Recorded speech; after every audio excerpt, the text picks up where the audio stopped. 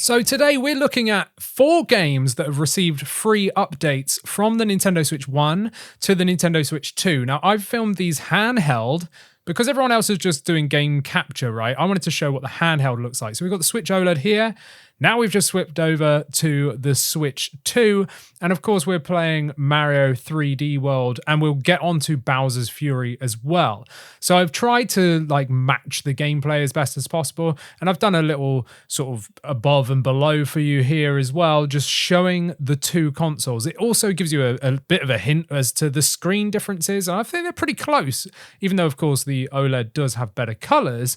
We can see that despite the fact that this game actually runs at 60 FPS, even on the Switch 1, it's just a much lower resolution. We're also still getting 60 FPS on the Switch 2 as well. And to be perfectly honest, I think it looks good on both versions, but it's definitely a higher resolution here now at 1080p on the Switch 2.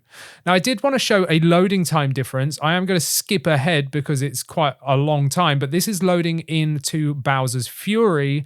So now we are skipped in, and it took 40 seconds, 0.92 for the Switch 2, and the Switch OLED, you can see here, took 47.88 milliseconds just there. So the Switch 2 is about 7 seconds faster at loading, and that is off the cartridge. It is not a download.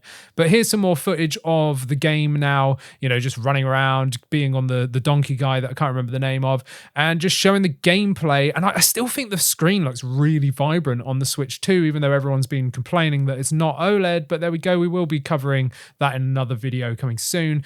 But yeah, this game is at 30 FPS now, I believe, on the Switch 1. And you can see that. That's why I was jumping around a lot as Donkey Boy, whatever his name is. Yeah, so there we go. Now we flopped? I don't know why we're flopping, but we are in Mario Odyssey just here on the Switch 1. Another 60 FPS title on the Switch 1, so running on the Switch OLED. And here it is running. You can see just as smooth. If anything, it looks smoother to me, even though it's still 60 FPS. Maybe it's just hitting that more consistent 60 FPS. I'm not too sure, but it just seems smoother to my eye looking at the Switch 2 version. It's really, really nice. There's a lot of blacks here as well, and I'm finding it great. I'm not seeing any terrible backlight bleed or anything. Obviously, the OLED does have the advantage here, but again, gameplay really nice, much, much higher resolution for this one. We're still in Mario Odyssey. We're just getting the froggy hat. I've purposely made sure to only show starting areas of games, so there's no spoilers. So I've loaded up new saves or whatever so that you guys can see this. And yeah, I just think it looks great handheld on both of them. So it plays really good. Obviously, these are Nintendo IPs, so they've already made sure that they run really well on the original Switch handheld, but the resolution increase is the main thing here for these games that I'm showing just here. They're obviously with Bowser's Fury, it was an upgrade from 30 to 60 FPS there, which is noticeable as well. But here in Odyssey, we are literally just getting 60 FPS across both, just a much higher base resolution on the Switch 2. Now we're over to No Man's Sky, which is not a Nintendo, IP, but we had it on Switch 1 in a very limited fashion, and they've just now done a free upgrade to the Switch 2.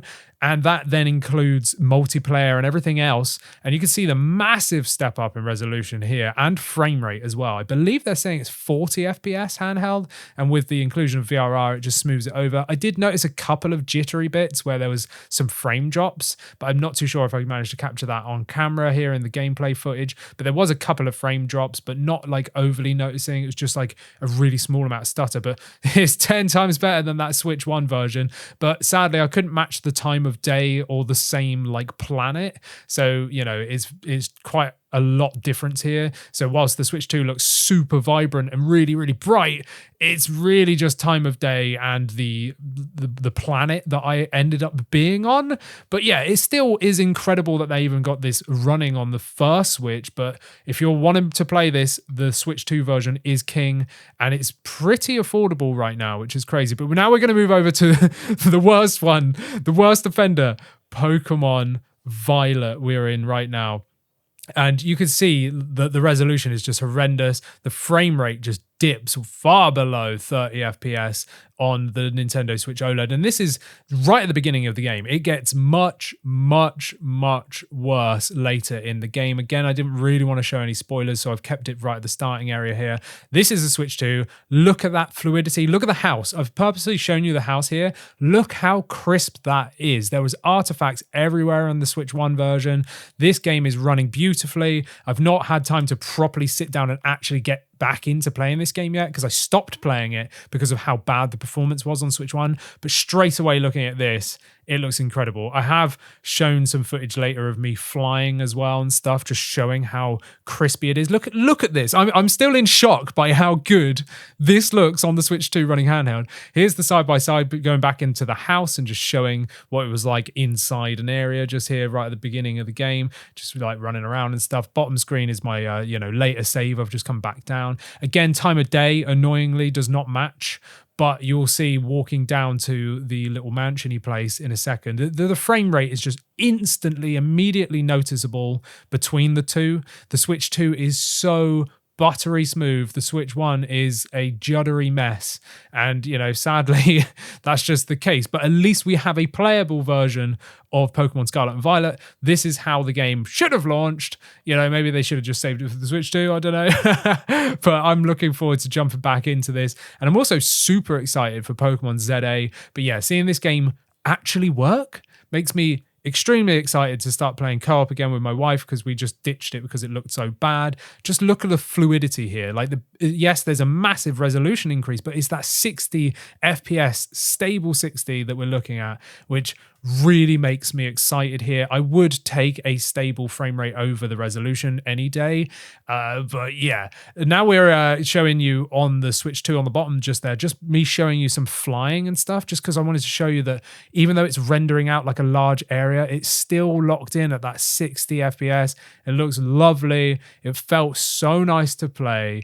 I just wanted to show you a bit more like intense graphically going on. Obviously, I didn't show you this on the Switch 1, sadly, because my save was over on my Switch 2 now.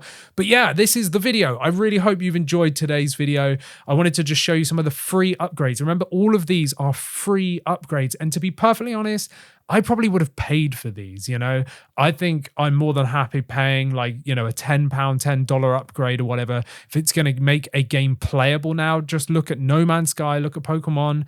Those games specifically are games that absolutely needed an upgrade, and I would have been willing to pay for them. But the fact that they are free makes it very, very exciting. Of course, there are paid upgrades like Kirby and the Forgotten Land. We've got Zelda, Breath of the Wild, and Tears of the Kingdom, unless you are, part of the Nintendo Switch Online expansion pack, and then you get them for free, but you don't own them. But whatever, those kind of upgrades, those paid upgrades end up coming with more content, like Kirby and the Forgotten Lands is going to increase content there for you as well. But I just wanted to go through some of these and show handheld gameplay, because most people just do, straight up gameplay docked, which, the performance is different. The resolution is different. So hopefully you've gained something of benefit from this video. Let me know down in the comments what you think of the Switch 2 versus the Switch 1 version and your experiences. If you've got any of the other games that received upgrades, let me know down in the comments. Whilst down there, like this video, subscribe, become a member, and you can talk to me and AJ over on our private Discord, and I'll see you in the next one.